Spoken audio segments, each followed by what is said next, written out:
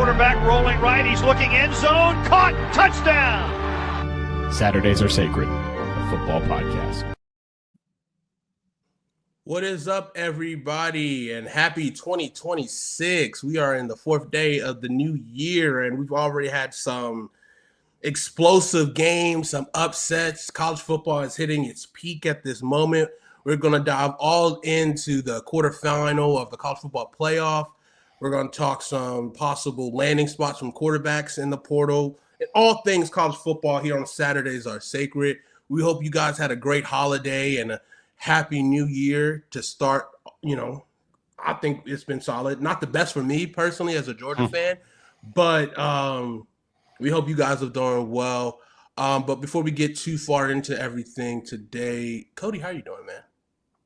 Doing well, yeah. I mean, it's fourth day of the new year, which still feels weird. I still say 2025 all the time, so I still got to get used to 2026. But yeah, some good games, some blowouts, but some good games in the quarterfinals there. And I think we have a couple good matchups in the semifinals too. So can't wait to get into it. Yeah, I'm excited to get into it as well. We got a lot to talk about, some big time things, right? So the title of this is "The Bye is a Curse," and we got two teams who were had the first round bye lose. So let me start with this. Was it 3? Yeah. Indiana won, Texas Tech lost, Georgia lost, and then who's the Ohio State? Ohio State, yeah. So 3 teams. Yeah, I'm tripping. 3 teams. So the question is let's start off with, is it too much time between games if you're the top 4 teams? Yeah. I mean, it seems like it. I think it's 1-7 in the first 2 years of the 12-team playoff. All 4 teams that had a bye last year lost, and then 3 out of the 4 this year. I think it's a couple of things. Like I'm kind of like on the train that a lot of people are, that like these bye teams, like they kind of get a disadvantage. They got to wait 2 weeks. Obviously, you're in the second round, but then you don't get a home game either. I think there should be home games for these bye teams. They've earned that spot. So like if Miami's playing in Columbus instead of in the Cotton Bowl, do they win that game? I don't know. Maybe not. If Ole Miss has to go to Athens again, do they win that game? Probably not. So it's like that makes a difference. In these teams, they've won their conferences. They've had good records. They've earned themselves a bye. Like they probably should be playing on the home field. But yeah, I mean, I think it's just like going forward, maybe you don't kill you. I wonder if these teams are going to think about it, because like Ole Miss, Kiffin even said it before he left. Like he didn't want to go to the conference championship game. He'd rather be, get that little bye in conference championship week, but then play in the first round because you get a home game. Like Oregon, I thought was set up perfectly. They get a home game against JMU, and then you get a play, and now you're playing in like back-to-back, where like week and a half was in between, but back-to-back weeks. So you're staying fresh while you're playing a team that hasn't played for like 2.5, almost 3 weeks. Right. So maybe there is an advantage there, and maybe we'll see teams maybe not. I won't say they won't try to win their conference, but it's not going to be as like a big of a deal as it has been in the past. Right. Yeah, I definitely think that we need to move up the season for sure. I think that too, yeah. Yeah, the fact that we're going to have back-to-back weeks of the last 2 games of the season, but like it's kind of weird because like you can see it to where there's if you have a team that's been beat up, they get that extra couple weeks if you've earned it and got that top 4 seed to get another week to kind of really it was kind of like a month almost if to just kind of get some players back, hopefully. But at the same time, you run that risk of like, what do we do? Like, how do we keep the schedule going? Do you let the kids rest after a long season, or do you just kind of try to keep the wear on them going? So it's a weird balance, but I think maybe 1 week max, would be enough, and then you just kind of roll with what you got. Because momentum does matter, especially going into the playoffs. So it's like if you got a team that's hot and you see it in the NFL and you see what's in the FCS, where a team that just has that momentum and is keep going, that keeps playing, like they don't deter from their routine, they continue to be dangerous in that playoff game. So rest versus wear and tear, it's going to be a tough decision, but I do think like we need to start playing on week 0. And, obviously the NFL is stealing weekends away from college football, which shouldn't be happening. Like, I think there should be a full on focus on the college football playoff, especially to get as much money as possible to keep with their splits, revenue splits, and even to help with some G5 teams or whatever. I do think that the Pop-Tart Bowl should be a college football playoff game because I think they've earned it. Love that game. Yeah. But yeah, I mean, we'll see. Like, we'll see if they'll make any changes this offseason. Obviously, now with teams who are continuously still playing, it's tough to try to do your visits now that the portal is open. Say for Oregon, Indiana, Miami, and Ole Miss, especially Ole Miss with that disaster. What's going on down there? Especially with let me ask you this question too, because we'll break into that game a little bit. But do you think Lane Kiffin leaving helped Ole Miss? You know what's weird? Because I thought it was going to hurt them. Not in the Tulane game. I thought they'd be Tulane. I thought it'd be closer than it was. I thought Tulane would cover, but it was like I thought it would hurt them in this game against Georgia, just because it's like Charlie Weiss Jr. is calling plays now, but it's like we knew who was calling plays during the season. That's Lane Kiffin's thing. So I thought, like, okay, you're going up against a tougher team, a defense, a team that knows you. Are you going to be able to pull out some of these plays that Kiffin could? And I mean, it didn't, and maybe that's more Trinidad Chambliss than the play caller, but that it didn't. So what I think it helped them in this way. It's like I think they're just playing like that us against everyone mentality, like us against the world mentality, because like some of their coaches have left, some of their players are rumored to leave as well. So it's like this could be it. This is the run that they want to be on, and it's also just like they want to show the world. It's like, hey, like we could still do this. It wasn't just Kiffin. Like we're still a good team. We're still a good roster. We still have a good coaching staff. It wasn't just Lane Kiffin just taking us here. And like, I'm going to be honest, I'm rooting for them now because I think it would be awesome to see them win the whole thing and like shove it in Kiffin's face. Like, oh yeah, you told us you couldn't win a title here. Right. Like that's why you left. And it's like, he could coach 5 years at LSU and never make it to the semifinals like they are right now. Yeah, and it's like he's so active on Twitter and tries to be like when people talk crap about me, like he just conveniently slides in and just hey, like that's so false. It's like you always wanted to spotlight and you want people to talk about you, which this is what you're enjoying. But it's like if Ole Miss goes on and win this national championship, like he's fine because he's still going to get $1 million for that bonus that LSU is going to pay out for him. But at the same time, it's like the pressure's on you now because it's even more on you because it's like, dude, like that should have been your national championship. Now it's going to be Paul Golding's national championship. Right. And now Paul Golding has 2 playoff wins, which is the third most playoff wins. And, I think it's the SEC or just in general. But it's like now it's like it's even more pressure because you're making all this money, Lane. And then it's like, you still haven't won a playoff game. You haven't won a conference championship outside of FAU. So it's like, now it's like, what's going on here? Paul Golding's already, in a sense, more accomplished than you are. And maybe he obviously laid the foundation, Lane laid the foundation for Paul to get to that point. But his defense, Paul Golding's defense has improved dramatically over the last month. Big time. And they're shutting teams out and playing stout defense and making opportune plays and just, really just dialing it up. And I'm proud of Paul Golding because obviously, like, I watched one of the videos or interviews he did. He said he never really wanted to be a head coach. Like, he's like, I was always content of wanting to be just a coordinator. So, like, that's a great spot to have a guys who are like that, who just wants to be great at that. But I think because how much he is like so into the craft of coaching defense, and I think players just naturally loved him, grew to him, saw how detailed he was, obviously under that Saban tree where he understands what you need to do.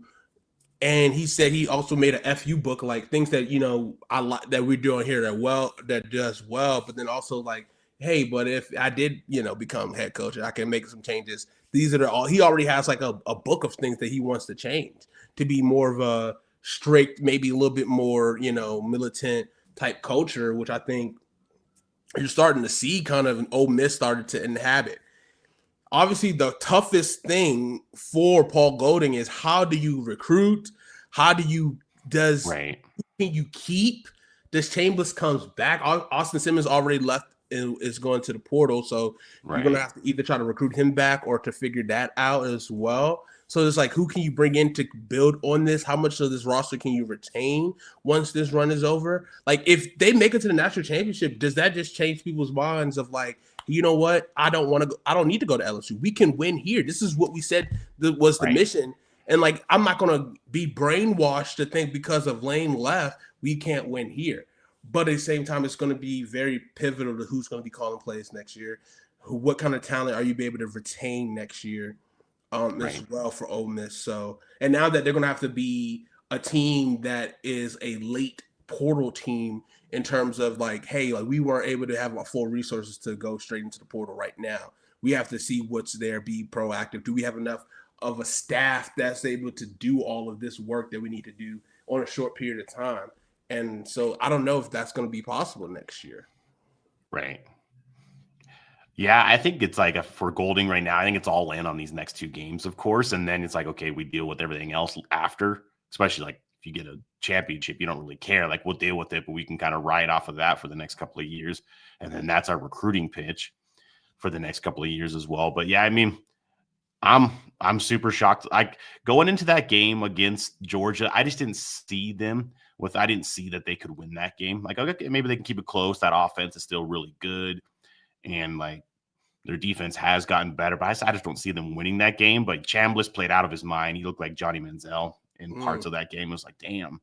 And yeah, the defense was hitting. I mean, shoot, they tried to just murder Gunnar Stockton on that one play. It was like, damn.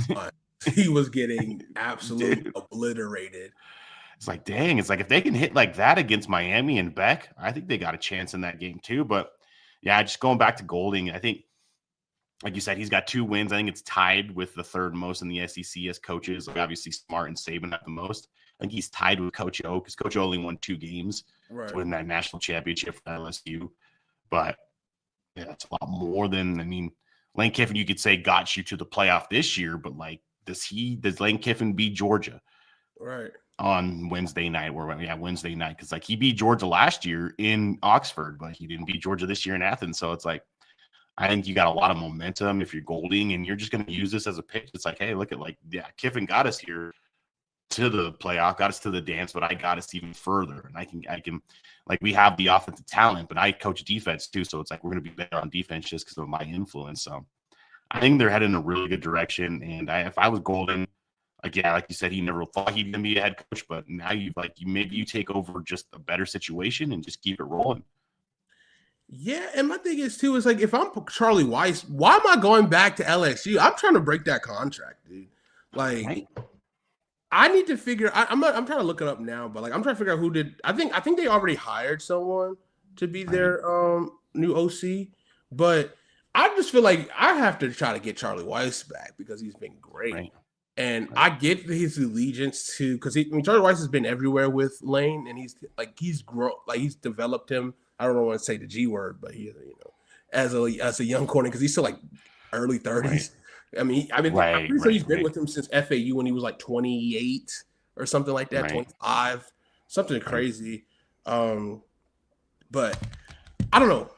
Maybe obviously Golding has John David Baker will be the coordinator who was. Oh, I've heard that name. Yeah. I don't know where he was at. But it's like for Weiss, it's like you can get out of Kiffin's shadow and do your own thing. Yeah. Oh, actually, I like this hire. He was the offensive coordinator for East Carolina. East Carolina's offense was really good this year. So yeah, that's good. And I think their quarterback also hit the portal. Kitten. No, what is his last name? It's something like that. It's KIT. It is something like that. Yeah. I watched their game against Pitt. He actually looked pretty good in that bowl game against Pitt. I can't remember what bowl game that was, but yeah, I was profiling him early this year because I look at all the quarterbacks in the Carolinas. He was up there for sure. And so he's going to get an opportunity to make some money. So maybe Ole Miss could be a natural landing spot with his coordinator coming there, which could be an easy transition for them.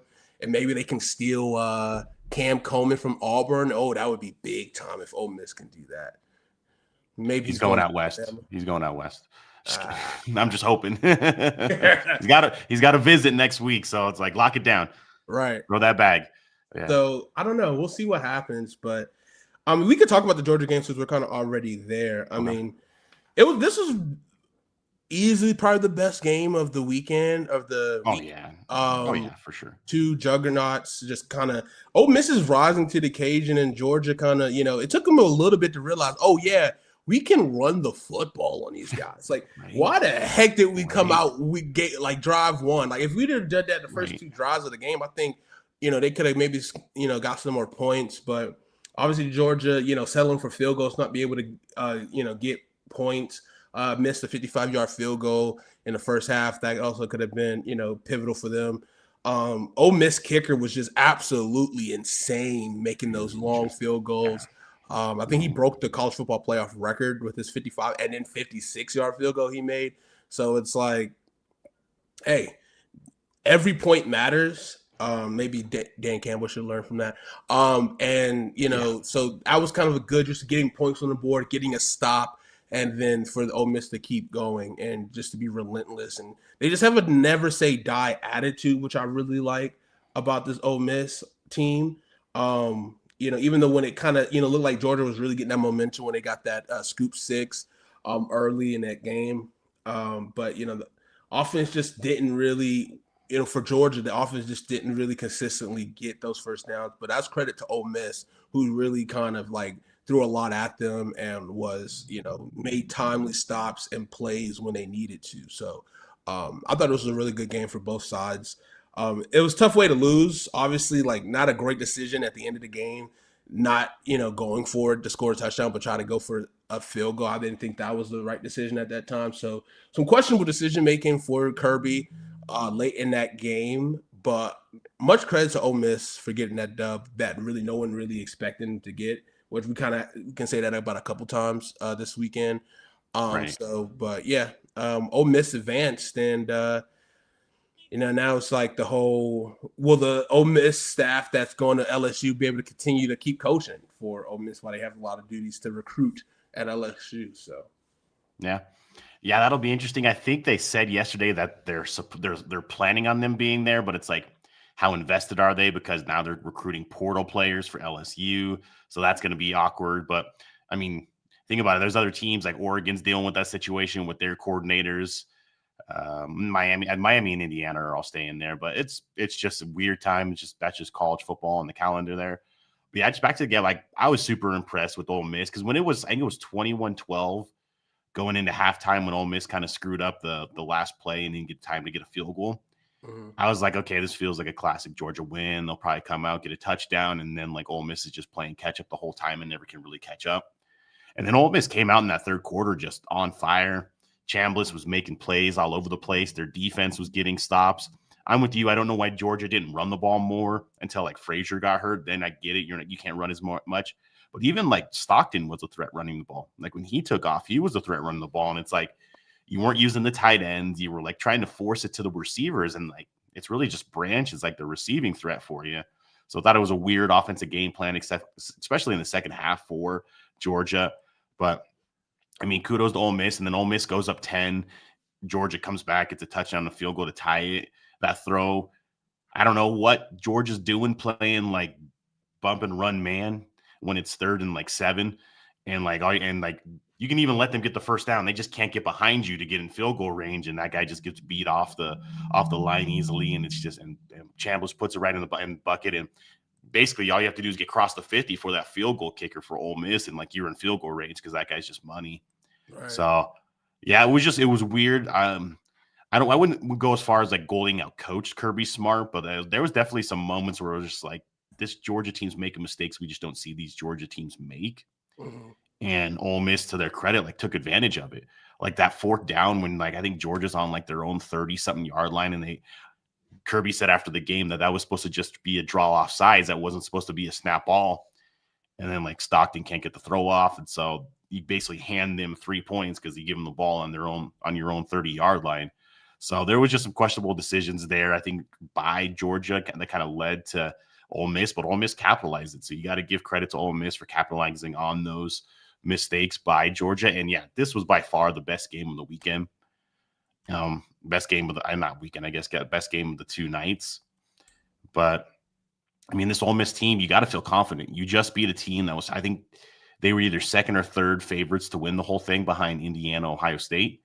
And I knew a lot of people like myself. I had my bracket. I took Georgia to beat Ohio State in the next round and to win the whole thing. So I know there's other people out there that thought similar. So you should feel super confident going up against Miami, even though Miami looks just ridiculous, especially their pass rush. But I think you got to feel confident going into that game. Like, hey, we just kind of defeated our Goliath, a team that we always struggle with. Like, we can, like, sky's the limit now. Yeah. I think the defense looks like you can travel that. So I think Ole Miss does look good for the next round. The thing is, does Chambers have to play hero ball in order for it to, like, right, chug them all the way to the national championship? And that's my only concern. And we can talk about that more later. But let's talk about the other spectacular upset that we had this week, which was Ohio State losing to Miami. And Miami was absolutely dominating that first half of that game. And like, they just looked so motivated. They looked like a team that was possessed. They saw meat and they were starving for this opportunity against Ohio State. No one gave them a chance. And like, that defense was absolutely hunting. They were head hunting and they were just everywhere. Great pick 6 in that first half. Like, they just made Julian Sand just uncomfortable. Like, absolutely. I mean, it was a great performance. Obviously, I think they wound up scoring 24. But like, it was kind of like, it started to get a little clunky in the second half. Ohio State made that comeback. They fought back in, and Jeremiah Smith was just absolutely great. But man, this Miami team, they're a team full of freaks, to be honest with you. Like, and not in a bad way, but in terms of, like, Mario Cristobal can recruit the heck out of the state of Florida, Miami. And there's people, I think it was a tweet about one of the Ohio State assistant coaches had to try to break up all the love that they were giving Jeremiah Smith as a tactic. They was like, are they trying to recruit him back to Miami? Which he stated in the interview, he said, I would have went to Miami if they were winning more when I was, in high school. So it's like, now they're winning. Then, they beat you guys. Is there a way maybe he goes to a little reunion to Miami maybe next year, try to jar him away from Ohio State? I doubt it, but, I'm here for the chaos. Yeah, Hartline's leaving, so maybe. That's true. And, and also it's not the best that, Ryan Day took over play calling and the offense didn't really perform great. No. What was your thought of that Miami-Ohio State game? Yeah, I'm with you. That we started off saying there, like, that defense. I mean, those two, what is it, Bain and Mesidor, those pass rushers, those guys are first-round picks. Bain's probably a top 5 pick in the NFL draft coming up. Like, he's just a stud. And they got after it. They only got 5 sacks, but I think they were in the backfield like every play, it seems like, on Sam. And you saw now, like, the Indiana game and the Big Ten championship game, and then this game, like, you could kind of rattle Sam if you get after him, you hit him a couple of times, like, because he was just basically looking for Jeremiah Smith most of the game. It was like, all right, well, where's number 4? And, like, trying to get it to him. But yeah, that defense, and then that pick 6. Jeremiah Smith didn't miss that block on the pick 6 on the little screen. But that was a huge play. And Miami, they just came out. They came out like they were prepared. They were ready to go. Ohio State came out a little sluggish. And I think they, like you said, they had heard all week, like, oh, no one's really giving you a chance. You're a 10-point or a 9.5-point underdog. Like, you're a nice story. You got your one win against A&M, but this is where the story stops. And, like, they're like, no, we're good. Like, we're a good team. We can play with these guys. Our lines of, and that's a big thing. Like, the line of scrimmage for both sides, for Miami, offense and defensive line, is better than Ohio State. Their defensive line is better than Ohio State. Their offensive line, that one left tackle, was it Francis Muigao, or I never pronounce his name right, but he's a top 10 pick too. So it's like, they're like, okay, well, you guys might have the tool, like the wide receivers are better, but we're better where it counts. And they showed that all night. Like, they ran the ball well. They protected Carson Beck. And then, on the defensive side, they just got after it. And I think they hit Ohio State in the mouth early, and Ohio State couldn't really respond until it was kind of like too late. Right. And it was like, well, now you guys are down 10. Can you respond? Can you come back? Can you get a stop? And they couldn't. So they did something. And it kind of goes back to like something we've talked about a little bit too. It's like Ohio State's schedule outside of like Texas in the beginning of the season, then Indiana in the Big Ten championship game, because I think they were much better than Michigan. So I don't even know if that's a really tough game. Didn't really have a tough schedule. So most games they knew like, okay, well, we're just the better team. We'll just go do our thing and we'll win the game. Was like, well, Miami's got a lot of 5-star talent on their roster too. So it's like, you can't just go out there and be like, we have more talent. We'll just do our thing. And they kind of got exposed a little bit. I still think they were a really good team, but maybe they weren't the number one team, the best team that we thought all year, the unquestioned best team all year. And maybe there is a lot more work to do there. Like, I thought Julian Sand was a slam dunk number one, like, draft pick next year when he's available. But now he's starting to show like he's not exactly mobile. You can rattle him. His completion percentage isn't great when you're hitting him and when you're getting after him. So I think Miami showed that they're a really good team. They're a really good roster, and they could win this whole thing.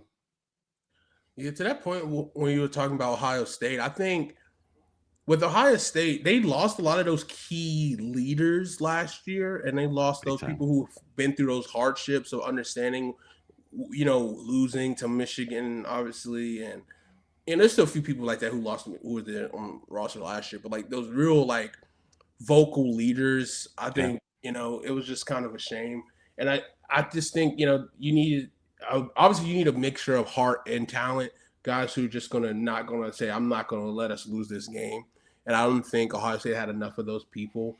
I just think Miami just had way too many of those people, and they had that better mixture of heart and talent and determination.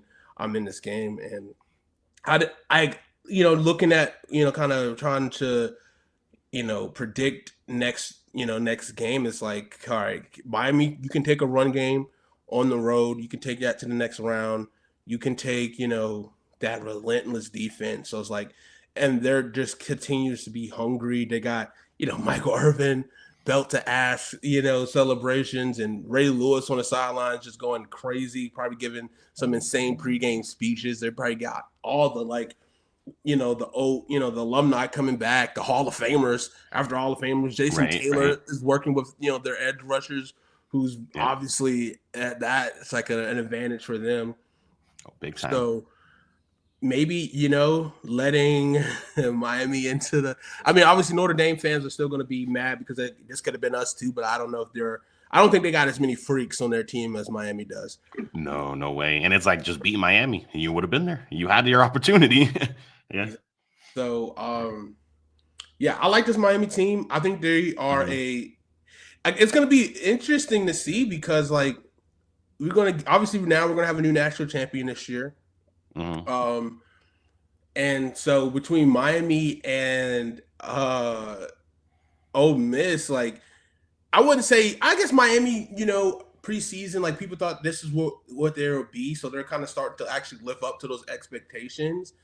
But definitely, I don't know. I'll say preseason people really thought Ole Miss would be in this situation in preseason, but like they were always like a dark horse. Obviously, they kept knocking on the door or in the hallway, you can say, of possibly getting to this world. But we'll do the preview later. But yeah, it'll be interesting. It'll be really interesting. Next week. All right, so let's talk about some snooze fest of some games. To be honest, the day started off, New Year's Day started off with Oregon, Texas Tech at 12, and I mean it was a defensive game in that first half, 6-0. Oregon was up just a couple field goals. I mean it was a turnover early, but Texas Tech's defense was creating stops, and they didn't allow Oregon too many chances to score and kind of bust the game open until late. And obviously, Texas Tech quarterback That's going to be, I know they're going to be sending money, which I saw a video of Texas Tech's facilities, I guess like a recruit thing. Holy moly, their facilities are insane. That oil money, man, it runs deep. Yeah, like I saw they have like this like I don't even know how to. It's like an indoor. It's not like a practice facility, but it kind of is like a practice area where they have a big projector, and there's like a turf field that's pretty wide, and so they're doing like walkthroughs, and they can also watch tape while they do the walkthrough at the same time, which is like that's freaking awesome. Like I never even thought about that. Like yeah, like. Because you know how like, you gotta be in the film room and you gotta like harp on like now we're practicing it and going through the walkthrough and harping on what we talked about in the film room. Now we could combine both of them at the same time, where it's like watching the film, going through it, lining up with it. I'm like, holy crap, that's duh, that makes sense. Like their facilities are amazing, right?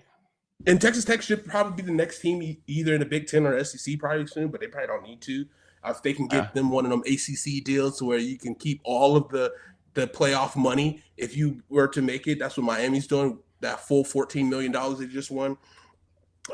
They get to keep all of it, not share it with nobody in the ACC, which that conference will definitely be dissipated very soon with these terrible deals for the conference itself.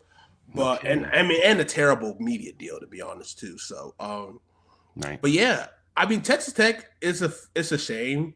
They had a really good defense. They had some really good. I mean, they're a good team.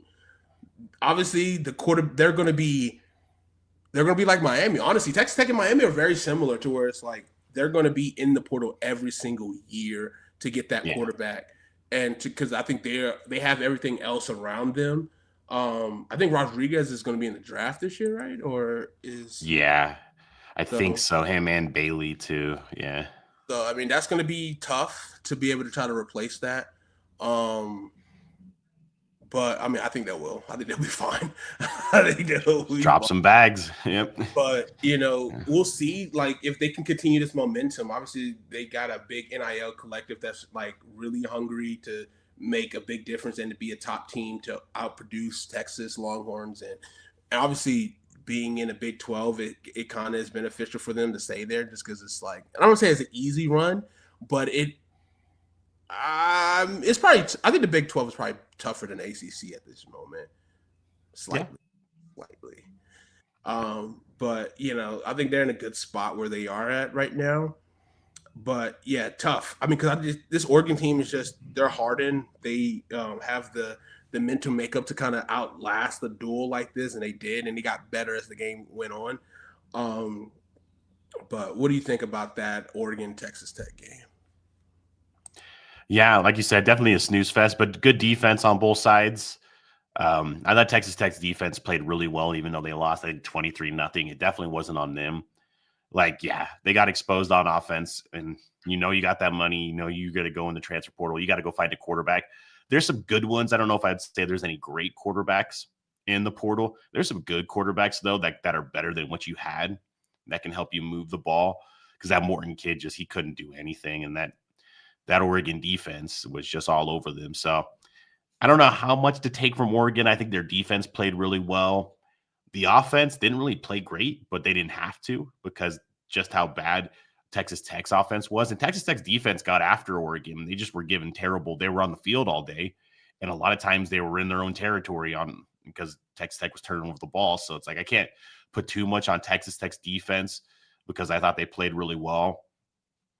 With Oregon going forward, like you got DeCorian Moore back. It looks like Evan Stewart's going to play some more. Like you're getting some of your studs back, but they looked a little rusty. Dante Moore, I think Dante Moore's a good quarterback. I think he needs another year of college. I don't know if he's ready to come out to the pros right now, especially like you're not going one. Most likely the Raiders are going to get Mendoza, so you're going to fall to like the Jets or some team like that. It's like that could be real rough. That could be, you could be out of the league real quick. So it's like I think he should go back, go make $5 million at Oregon and go play at Oregon again with that team and have another chance to win a title. But, not a lot to take away from this game. I think Texas Tech will be around. You just look at the Big 12, like Whittingham leaves Utah, so it's like how good's Utah going to be? And he took like the defensive coordinator from BYU, so that's going to hurt BYU.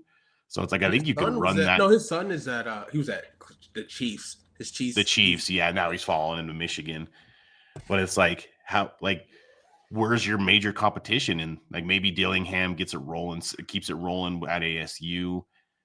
Arizona could be decent, but it's like I don't know if there's a Colorado. Lot of, like they keep signing wide receivers, but like they got a couple good transfer portal wide receivers already. But it's like, okay, who's going to block for them? Who's going to throw them the ball? I'm hearing Jordan Seaton might be leaving. I say Jordan Seaton could be leaving. Is he draft eligible or? No, I want to say he's a sophomore. I want to say I thought he was a sophomore too. He could be in the portal though. That's what I'm hearing. He could be in the portal. So it's like, yeah, I'll believe it when I see it when it's Colorado. But so it's like that. You keep spending the way you're spending. You get that defense to play like you have. Like I think you can run the Big 12 for a while, and maybe you join the Big 10 or SEC. But if they keep giving these automatic spots to the Big 12, like why not just dominate the Big 12 and get in like every year, basically? So I think Texas Tech will be fine. You just got to spend more on offense. Your defense is going to be really good. But yeah, Oregon, I don't know. We'll see. They're going up against like Indiana in the next round, and Indiana looks just like a juggernaut right now. So I don't know. And they've already lost to them. Didn't really take much from Oregon. Their defense played well, but I think that was a lot of just bad offense from Texas Tech as well. Yeah. I think Dante Moore will stay another year. I just think he's like, I mean, he's still 20. Like he's still really young. So like even if he stays for another year, he'll be 21, 22 entering the league, which would be fine. He does need another year of development. And I want to see if he can really kind of let it fly next year, to be really even more comfortable with finally getting a full year of starting.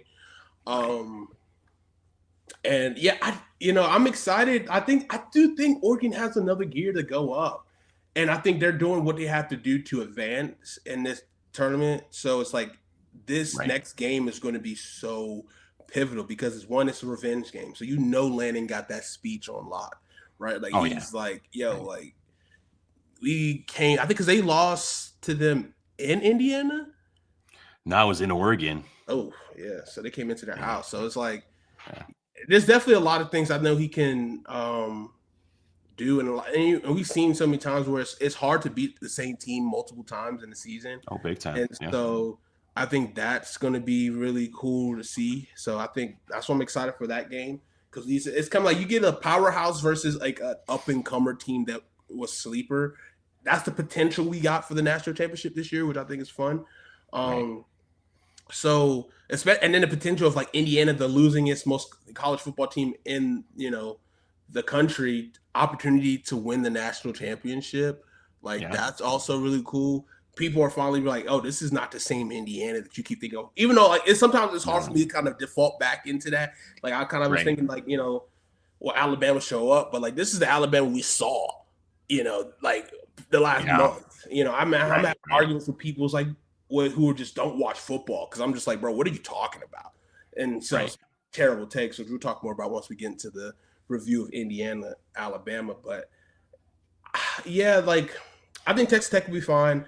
And I think Oregon has another gear that can go up. I think so too. Yeah, that's why I think we're in for a pretty good semifinal for sure. Yeah, I think so. Mm-hmm.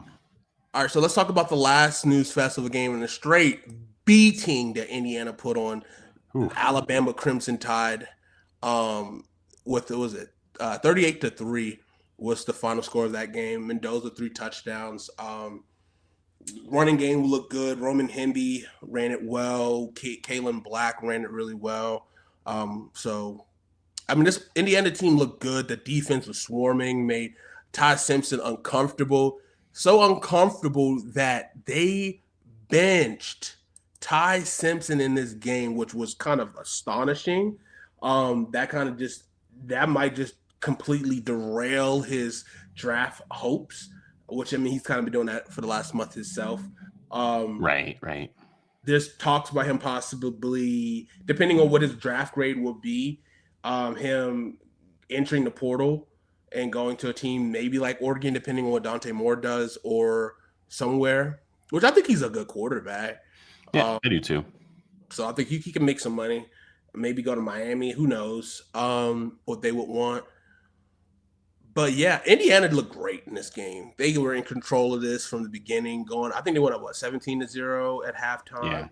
Yeah. Just made plays, easy open throws by the receiver. Fernando Mendoza just kind of was just playing like he was playing golf on a Sunday. Like he was just, pretty much what he had to do. Running backs ran hard, throwing off defenders, scoring touchdowns, just putting this game away. The defense was swarming. Like this is a complete team, and they're fresh, obviously because Signetti don't practice long. They are very efficient in their time. I think they're really good. I think they got a really good team. This could be their year, but they're going to have to really lock in against Oregon. That's going to be a big matchup for them. But in terms of Alabama, man, DeBoer lost a week too late, to be honest, for him. But right, yeah. It depends on how the season goes next year. I just don't think this is the recipe for Alabama football. Alabama football has always been a team that stems their game off of strong defensive performances and a good run game. Even when you have some of the top tier receiver talent and DB talent, they come through there. But like this is just so many things that we're not used to seeing Alabama play like, and just wanting to be an air raid, spread the ball first team, and then try to run the ball is not the way Alabama plays football. And I know DeBoer is trying to turn that around, and he's trying to get the players in that he wants. Obviously, having a mass exodus when Nick Saban did leave was tough. Obviously, Caleb Downs. I mean, Julian Sain should have been a starting quarterback for them because he was at Alabama. Right. Downs was there. So many guys left. I don't think DeBoer makes it the next 2 years at Alabama, to be honest with you. How he recruits. I mean, Keon Russell is, in theory, him or Austin Mack are the next two in line if they don't go into the portal and get someone. I don't know. I just don't know. Like this Alabama team, I can't recognize it. And they started. I mean, if they would have kept their form how they were early in the year, obviously they had injuries. They were electric in the middle of or early, or not the early, but like in the middle of the year. Right. That early loss. I mean, they were pretty electric, but they also kind of had some not the greatest game teams that they were playing at the same time. So, yeah, I don't know. What Alabama team goes from here. What do you think? Yeah, I mean, just that game, total beat down by Indiana, just domination, both sides of the ball. Like Mendoza was only like 14 to 16 for 192, but he had 3 touchdowns, but he didn't have to do much more because they were just handling them on defense, running the ball well. They had over 200 yards rushing, and this game was over like mid third quarter when they went up 24-0. It was like, all right, this is probably a wrap. Like I don't see Alabama coming back. And I mean, just kudos to Indiana and Signetti. They are the most complete team right now in the playoffs. Like offense, defense, special teams, running the ball, throwing the ball. They're the most complete team. I got kind of fooled. Like it's still weird to see Indiana do this. I got kind of fooled going into this game because I ended up taking Alabama plus I think 7 was it. I thought they could cover the 7 because you just look at the two uniforms. It's like Alabama's not going to lose by more than a touchdown of this team. It's like, no, they're going to lose by 35. So it's like, damn. And it could have been a lot worse. Like Indiana kind of called off the dogs a little bit at the end there. Like Indiana was by far the better team, and they looked like the most complete team in the country. And they had to get to Alabama and DeBoer. Like the whole year, they were super one-dimensional. They couldn't run the football. And so it's like it was all on Ty Simpson. Ty Simpson's a good quarterback, but he's not a quarterback that you can just like, okay, go win us the game. Like go the game's on your back, like win us the game. And that showed. I mean, he was getting hit. He was like getting rattled early on. Then whatever happened to Ryan Williams, I think there's still like an APB out for him to figure out what happened to him in his hands. But like he's having issues. Your receivers weren't getting open. I'm with you with DeBoer because I think DeBoer's a good college football coach. I just think he's in the wrong spot. Like he's just the way he plays and coaches college football. It's not built for what Alabama's known for, especially coming off the heels of like a decade and a half, almost 2 decades of Nick Saban, where it's like, okay, we never lost 35-3. Like that was unthinkable lose 35-3 and get out physicaled by a Big Ten team like that. Like that was never something that you ever thought could happen under Nick Saban. And it's like, dude, you took this job. You knew the entire time you're going to be there, you're going to be compared to Nick Saban until you win a championship. So it's like you can't complain or make any excuses because that exactly was going to happen. Yeah, I'm with you. I think Simpson has to probably get in the portal. I don't think he's ready for the NFL. Maybe you go to Miami. I've heard Tennessee could be interested as well because Aguilar's out of I think he's out of years in college. So that could be an interesting spot there. But you have to go with Mac or Russell. You have to see what you got in them because you don't want one of them jumping in the portal and now you're going in the portal, having to start over. But yeah, next year is going to be pressure packed for Kalen DeBoer. I know it's weird because you just made the quarterfinals, but you also lost 4 games in the process. And one of those is Florida State too, which is really bad. So, and I think it's going to be pressure packed. Like Alabama is a spoiled fan base. They're a spoiled program where it's like they're just used to winning and winning a certain way. And even when you win, they're not even happy because they don't like the way you win. So it's going to be interesting. I don't think he's there for the long haul. Like you said, maybe coming back and beating Oklahoma was not a good thing because you lose that game, you probably could just like go run away and go to Michigan. And that I think is a better fit. That program is a better fit for you, and the Big Ten's a better fit for what he wants to do than being at Alabama. So, yeah, I think maybe if some jobs come open in the next couple of years, like a Penn State, like a Michigan, I think you might be hearing his name more because I just don't think the fit's there. I just don't think. And maybe you reevaluate Ryan Grubb as an offensive coordinator. I thought he did not have a good year. Yeah, because their defense was okay, but their offense was just super one-dimensional. And it's like you have top recruits at running back. You're just not developing them. Yeah. And so, I don't know. I think Alabama's in a weird spot right now, and it could get a lot worse for them if Kiffin can get LSU going, if Ole Miss can stay going under Golding. Georgia's going to be there. What does the Tulane coach, what does he do at Florida? Tennessee is still around. A&M's going to be there, I think, for a while too. I like Elko at A&M. So it's like you could kind of fall off and be the middle of the pack, and that would not go over well, of course, at Alabama. Yeah, it'll be interesting to see, especially because with Galesh at Auburn, your rival, if they get that thing going fast. Obviously, they're losing a lot of talent right now, so it's going to be really interesting to see how Galesh recruits and with the money he has, losing Deuce Knight, who's supposed to be the future, and then Cam Coleman, who's like a stud of a receiver. Right. But Ryan Grubb is having a bad last 2 years. Obviously, he was the offensive coordinator after being successful at Washington, get an opportunity to be the offensive coordinator for Seattle, and then getting fired, I think, after 1 year, and then coming back to college and offense was good, but it still wasn't like world beaters. It's like that's going to be rough, but I do think that a perfect school for DeBoer is Florida State for some reason. Could be, yeah. Obviously they are a broke, impoverished program right now, and that I don't know if he wants to be big time part of that. But because of it's kind of like the Cincinnati Bengals, because the team is so broke and poor that you can get away with job security because we can't afford the dead cap or we can't afford the payout.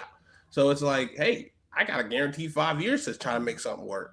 You know what I'm saying? Right. If I get a good 1 year and some other teams come knocking, you're going to be forced to give me a contract extension.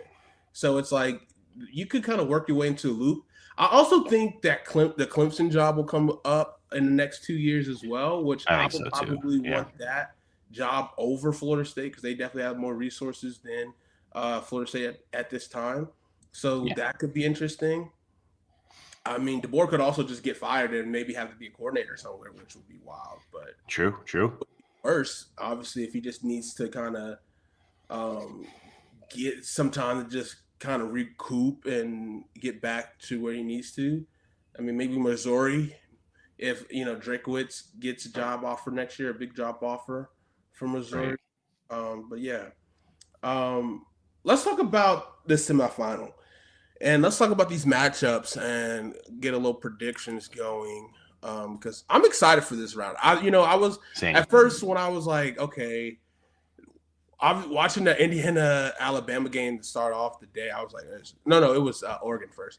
I was like, oh my goodness, this is not going to be like, what is this? Like, we had a sandwich, we had a good game on was it Wednesday night, and then Thursday night, good game. So, but in the middle, it was a lot of not good games. So I was like, damn, not another week of bad football. Which I mean, I'm hoping that these last two games are going to be really good for us. But Miami versus Ole Miss, I think that's the game I'm like the most excited about because like it's like a new energy. It's a program that finally is going to get an opportunity to get this like that center stage, that brand exposure more. Obviously, Miami has that tradition of being so good, but that hasn't been since the early 2000s, the 90s, when the Miami, the U was so dominant. I think we could be possibly on the way back to that.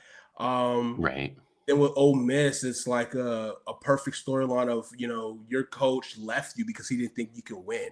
Like, and which is crazy that he got you to this point and he didn't think I can win here long term. And now it's like, we just beat Georgia. We just beat they beat Tulane. And it's like, yo, we are one win away from playing in the national championship in spite of you leaving. Right, exactly. Yeah. So it's like F you, Lane. Like, I think I saw pretty much from the defense, one of the D tackles was like, you just wanted to make this whole thing about yourself and you wanted the attention. That's why we're winning this game. And they're playing disciplined, smart football. Like, they look like a real quality team, which they are. Right. So I just don't know. I don't know which way I want to go. I want Ole Miss to win it. I do. But this Miami, it's something about this Miami team, man, that is just like, it's ugly on offensive side of the ball. So it's like, which defense will make enough stops? I think, I think Miami has the edge in terms of defense. Ole Miss definitely has the edge in terms of offense. Who has the edge in terms of situational play? Probably Ole Miss. So I just don't know which way I lean. Where do you go? Yeah, I mean, it's a small spread too. Miami's 3.5. It's a Fiesta Bowl, so I mean, it's Arizona, so they both got to travel a while too. So there's no advantage there.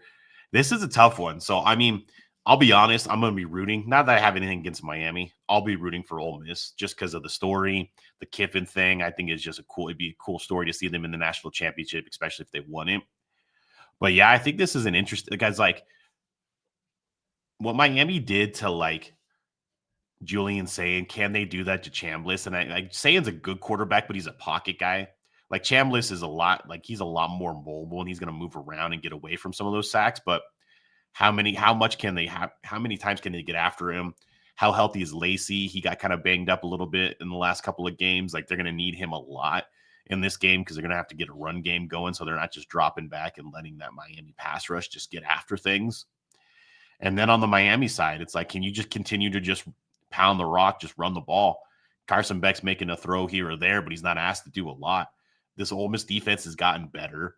I think they can kind of put some pressure on Beck a little bit as well. I think you can score upon that. I mean, Georgia had 34 points, so it's not like they shut down Georgia. So I don't know. I've been back and forth on this game.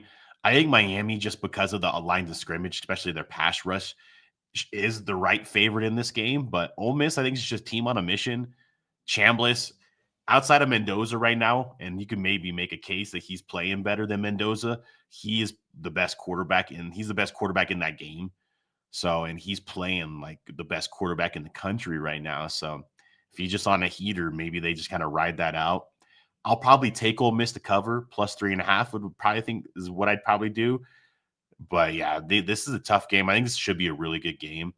And with Ole Miss, it's like you just keep that magic rolling. And can you kind of slow down that pass rush of Miami and not let them just kind of wreck your offensive game? Dang, I kept thinking as you were talking, I flip flop. Honestly, I know it's back and forth for sure. I think I was leaning Miami, right? That's what I was going to get for my official prediction. but I'm going Ole Miss. I'm going Ole Miss to win just because of the fact that I think Ole Miss wins in the fourth quarter. And I just think Miami is so susceptible to making big time mistakes. I mean, both of these teams kind of have that gene that makes some big mistakes. Mm-hmm. I just think with Paul Golding, I think he's going to be more Nick Saban-ish in terms of just really hammering not to make these crucial mistakes and just to keep fighting through because I think Miami is going to come out crazy. I think they're going to be like, a pack of wolves, but I just think Ole Miss will stay in the fight. They'll cover up. They'll make the plays that they need to make when Miami kind of tire themselves out. So I'm going to go Ole Miss wins this game 35-24. Oh, that's a good spread too. I think I'm going to roll with Ole Miss too, but I'm going to go a little bit closer. I'm probably going to go like 31-28 kind of thing, like real close game. Okay. Yeah. Nice. Yeah, I just think, I don't know. It's just something about, I just think that Miami's going to be like that first half. I think Miami's going to win the first half. So if I would do like Miami wins the first half spread or something like that. And then, but I just think Ole Miss is just going to find a way in the second half and just continue to make plays. And I think Miami's just going to burn out. That's just kind of how I feel right now. So, but I think it'll be a good game. I think it'll be a really good game to watch. Okay. Let's talk about the other game, which will be Indiana versus Oregon, a rematch, a Big Ten rematch. We're going to get the Big Ten versus either the ACC or the SEC in the national championship game. I don't know, man. This is tough. I don't necessarily want to go against Indiana because I think they were my with my heart team. I want to see them win this. Like Kurt Signetti, I'm a big Kurt Signetti fan, but I love Dan Lanning. So this is kind of tough for me. I love both of these coaches a lot. Who do you go with? I'm a Facetti. All right. I know so it's weird for me because I bet that I had Indiana beating Alabama, but I had Bama covering the 7, and then I had Indiana losing to Ohio State in the Big Ten championship game. So they've already kind of proved me wrong twice. So it's I don't want to be beaten by that again. They just look like just so complete. This game's the Peach Bowl, so it's in Atlanta, so it's actually closer for Indiana, of course, but I don't think that's going to be an issue. Oregon fans travel pretty well. There's a ton at the Orange Bowl, so I think there'll be a ton at the Peach Bowl. But you said earlier when we were talking about the Oregon Texas Tech game, Oregon I think does have another gear, especially with all their young players. Now they're getting all healthy, especially on offense. They have another gear, but I think Indiana they know who they are. They know what they're going to do, and it's we're going to play this way. We're not going to make mistakes. We're going to capitalize on your mistakes, and we're going to win the football game. So it's Oregon's got to play a clean game. Dante Moore's got to take care of the football. I love Dan Lanning, too. He's one of my favorite coaches in college football. He does have a tendency to get a little tight in some games where he goes for it on 4th down too often, tries to get a little over-aggressive. Can't let that happen in this game. You don't want to coach conservative but you don't want to be over-aggressive and make mistakes and kind of just play right into Indiana's hands. I'm going to roll with Indiana just because I think they're the most complete team. They're the Dante Moore, Mendoza. It's pretty close wash, but I'll take Mendoza over Dante Moore. This defense, I think, for Indiana still gets after it. This Oregon defense, like I said, I thought they played well against Texas Tech, but I thought a lot of that was Texas Tech playing poor on offense. JMU scored over 30 on them. A lot of that was garbage time after the game was over, so I don't know how much stock you put into that game, but this defense has given up points and has been scored upon, where it's this Indiana team just doesn't give up points. They don't make mistakes. They're just a clean team. And I think it's just a year. It's just a year of Indiana, which I never thought I'd say in college football. I think I don't know. It's just odd. It's still weird for me to look at Indiana in football in a semifinal game and look at them in the odds, and they're the favorite to win the national title. It's just odd to see that. But I think it is their year, so I think Indiana wins. I think Oregon keeps it close. So Oregon +4 might be the play there, like to keep it, but that's pretty close. It's a small spread. Yeah. But yeah, I think this is going to be a really good game. I just think Indiana is just that much better, like just more sound football team, more complete team. Where I think Oregon, you can see a little bit. But if Oregon reaches, because Oregon's got better athletes, like Oregon's got the better recruiting team, they got the better athletes. If they reach their potential in this game and reach that second gear, I wouldn't be shocked to see them win. But I'm going to go with Indiana just because I just think they're playing the best football of any team right now. I am going to go with Oregon. And I'm going Oregon because I just think Oregon is getting better. And I think with that Dan Lanning and him really kind of learning from Kirby and Nick Saban of just continues to get better and play your best football towards the end of the year and find another gear. Now he's getting a couple players back. I think that's going to be the defining edge. I do think it's going to be an ugly game. Could be, yeah. Like 17-10 type game. Like I think it's going to be ugly. Maybe 17-14, something like that. I think it'll be close. Whoever gets the ball last, I feel like, for this game. But it could also be, I just think Oregon might just, found their way, their stride. And yeah, I don't know. Something just tells me Dan Lanning is going to find a way. Like he's going to get his defining moment he needs as a coach, as a head coach. And I think he has that moment in this game. And especially the fact that he keeps playing across the country. I feel like there's something about that in Atlanta. I mean, he knows Atlanta. He knows he it. does. And he's right at home where he wants to be. Right. So I'm going to go Oregon 17, Indiana 14. And it's going to be Oregon versus, who did I say? Oregon versus Ole Miss in the national championship, which sounds crazy. That does. That'd be fun, though. I mean, either matchup, any of the four teams playing each other, I think is a good matchup. And I like that we got like new teams too. Exactly. The parity. This is the whole parity thing. People were complaining about how boring it is, but we got there though. I think we got there with new giants in a sense. I mean, because even still, like Oregon has money, so like it's a team that still has money versus teams that are kind of built by coaching and connections. So I mean, but obviously the money that Indiana is receiving with these wins, I mean, that's going to be huge for that department, like big time for the athletic department. I mean, that's like what, 14 million they're going to get, maybe 7. I can't remember because I think 14 Miami got because it was 2 wins. Right. I don't know if it's going to be 14 if it was just 14 for that quarterfinal win or not. But either way, it's going to be a lot of money for them to reinvest. So, and then we'll see if Kirk Cignetti after next season can keep his coordinators. Because, I mean, at the end of the day, you're going to have to figure out, okay, who can we poach to kind of help us and give, and it also take away from Indiana. Maybe people don't want to even be, people don't want to be head coaches. They might just stay at Indiana. True. We'll see. Yeah. Yep. So, yeah. There we have it. I think we're set up for a really fun semifinal on the 9th. So next weekend, I'm really excited for it. Oregon plays at 7:30, and I think the other game is at. Let's see if I can find it. I think they're both. I think it's like Thursday, Friday, 7:30 apiece. Yeah.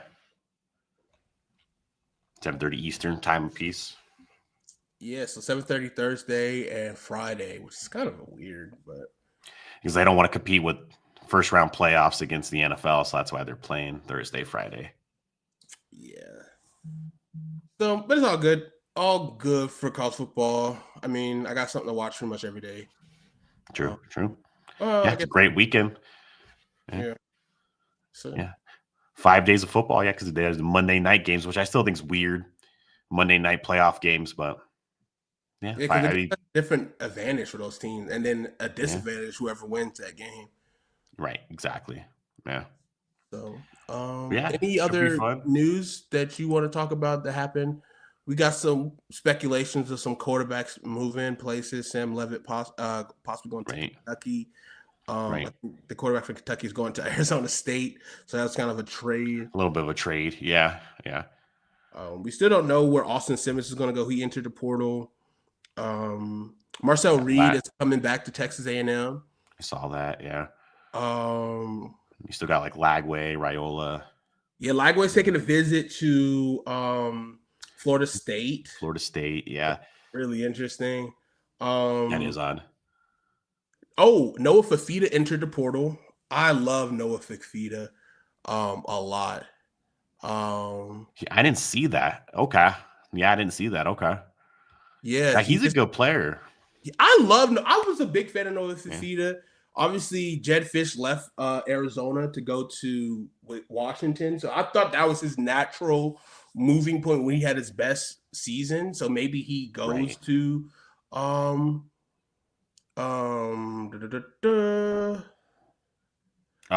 Washington with Jed Fish. Yeah, so I kind of can see that. Maybe he might get an opportunity to go to maybe a bigger school. I think he's a good quarterback. Obviously, he's a little undersized. But I mean, he's a winner, man. Like, I think that's why I fell in love with him, learning like how much he won in high school and like how good he was in high school, and he just continued and played as a true freshman at Arizona. Obviously, having Tedderone McMillan and Coleman and having like they had talent at Arizona they had good talent. They did. Yeah. And then obviously a lot of them left. So it's kind of tough for them. But I just think I think he's a good quarterback, and I think he'll be serviceable to a team that might need a quarterback. Will Texas A&M or not Texas A&M, Texas Tech take a flyer on them? Maybe they'd be looking a little bit bigger. Yeah. Will Florida take a flyer? I think Florida's going after the Georgia Tech quarterback who never played. Yeah, which is the backup too. Not even the backup to King. Yeah, but someone like that. I've heard people say like he was supposed to be the next big thing. It's like, okay, well, I guess. But if he was, then why is he playing? Like, because Haynes King started over him, and he also left. He was either at Auburn or Tennessee, I think, before he went to this Georgia is Tech. his second team. It's like so, yeah. I don't know. Odd. And you got some good skill position, like obviously Cam Coleman's in there, Nick Marsh from Michigan State. That's a good player too, that wide receiver. Mm-hmm. I don't know. There's some good talent in the transfer portal, of course, as always.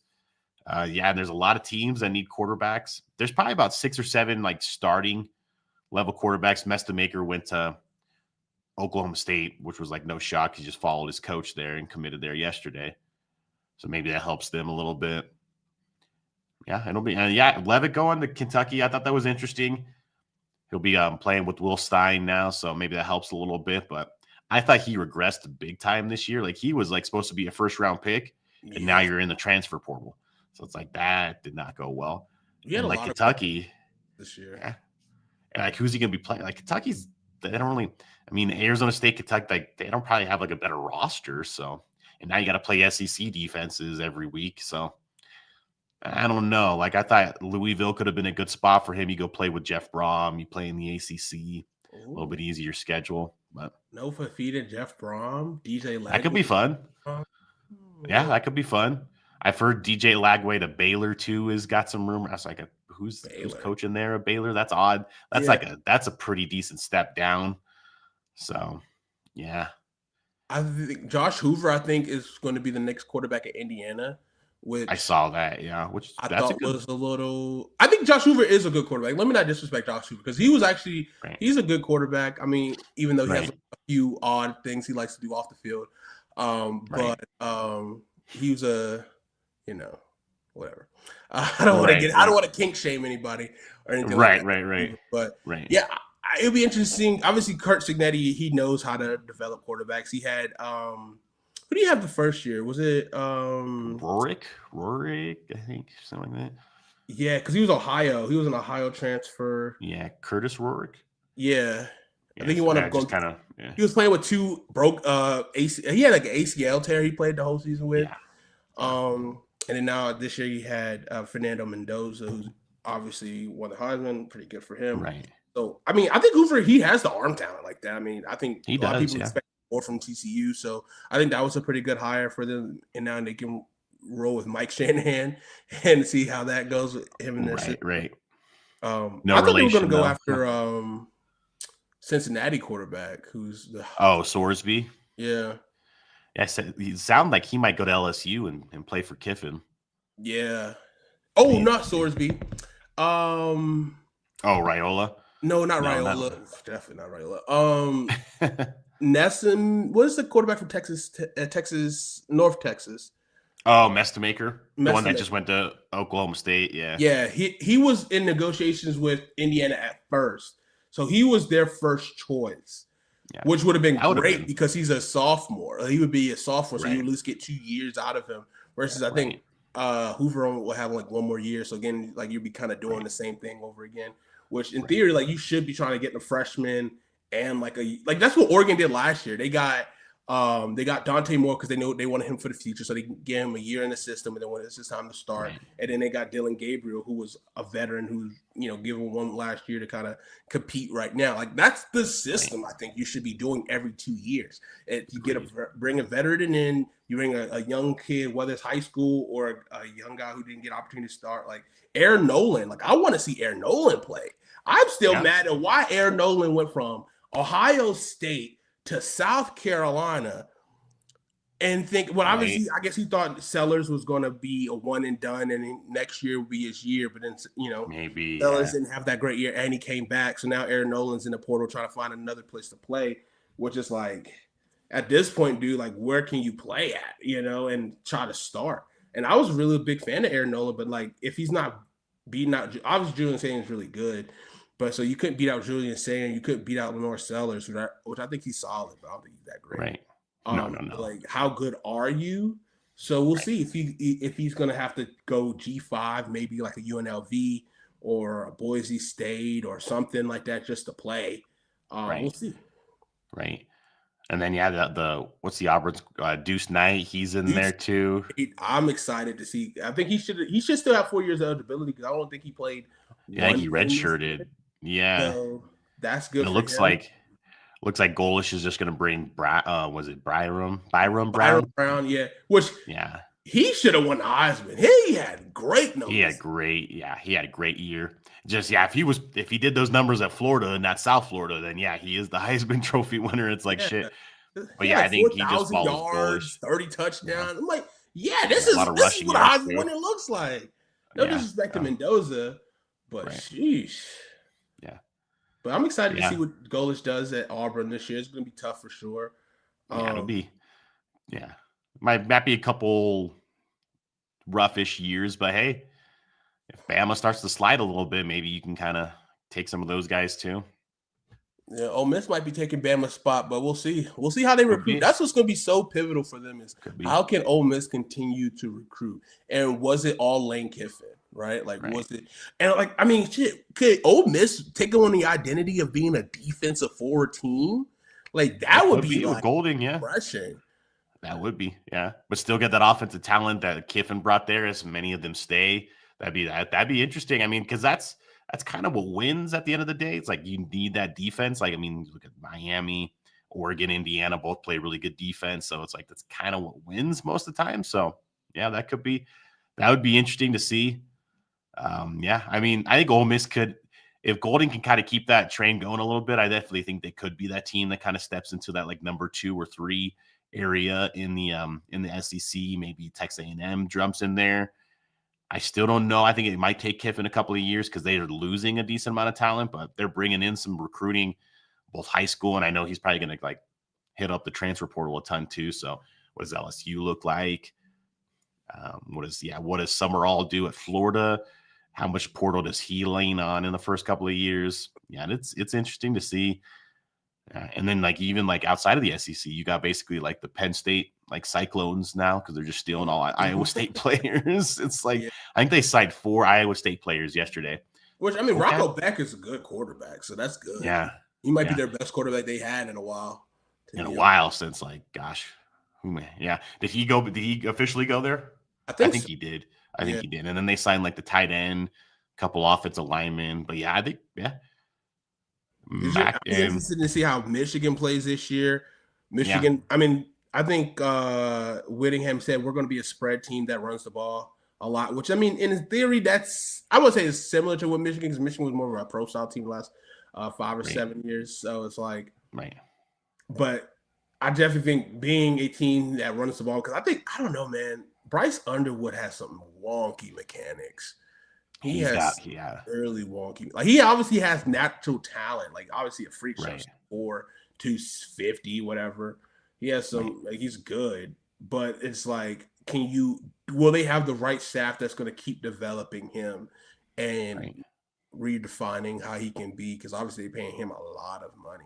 And does he have enough appeal? Obviously, he's going to bring some horses on the defensive side of the ball to keep them in games. Right. But will they be able to have enough juice on that offensive side of the ball to keep going as well? So. Right. Yeah, he kind of reminds me, but he's going to have 3 years, at least 3 years of starting, so he'll have a better trajectory to the NFL. Kind of reminds me of like an Anthony Richardson, just like good athlete, good size, but just like mechanics are all over the place. Yeah. I think he's better than Anthony Richardson, of course. But just, I mean, you watch him throw the ball sometimes. He's got that long delivery. He's kind of just inaccurate a lot of the times. But yeah, you can't. He's 6'5", 250, runs probably about a 4.5 40. So it's like you can't not like love that. And he's gonna start at least 3 years there unless he gets injured. So he'll have at least the development. But it'll be interesting because he was supposed to be like the best freshman quarterback we've seen in a while. He wasn't even the best freshman quarterback in their conference in the conference this year. So it's like, it'll be interesting. It's going to be an uphill battle, and Whittingham, I mean, Whittingham's a good defensive coach, but like, what's the best quarterback that's played there? Brian Johnson, probably. Oh, you're going to expect, what's his name? Why am I blanking? Oh, Cam Rising, probably. Yeah. I saw Cam Rising in the mission. He said, hey, I got one more year in me. Yeah, you're gonna be like, you could drive the rental car to work because he can do that now. I think he's like 27 now. But again, no, Whittingham's a really good coach, a really good defensive coach, but you just don't see him develop quarterbacks like Cam Rising. Alex Smith's the best quarterback from Utah, but that was Urban Meyer. That wasn't Whittingham. And Brian Johnson was pretty good for a little bit, but was never an NFL player. So he's got to get someone in there that can develop Bryce Underwood because he might be off to LSU next year if it's not. So if it's not, looks like he's staying for a year. Wants to see how Whittingham can do for him next year. But if it doesn't, like he doesn't get any development the next year, then you got to go play with the Kiffin or play with one of these offensive guys can prepare you for the NFL. The thing is, anybody else going to pay him that amount of money that he's already getting paid? It's the question. Not after like 2 mid years, no. Yeah. We'll see how it goes. I think that's pretty much everything we got from now until the semifinal next week or this week, which I'm excited for, and I'm excited to break it down.